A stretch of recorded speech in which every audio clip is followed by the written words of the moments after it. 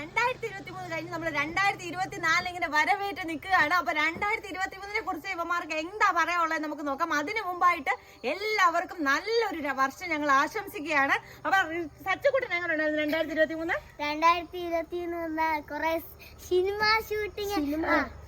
Shooting ഉണ്ടായിരുന്നു. പിന്നെ 2023 ആഘോഷിച്ച് എല്ലാ അടിപൊളിയാണ്. അപ്പൊ 2023 എന്റെ അമ്മ അപ്പൊ കാര്യം പറയാതിരിക്കാൻ പറ്റത്തില്ല. അപ്പൊ അങ്ങനെ നമുക്ക് കിരീടം കിട്ടി, ഒരു റിയാലിറ്റി ഷോ പങ്കെടുക്കാൻ പറ്റി, അതിനൊരു വിന്നർ ആകാൻ സാധിച്ചു.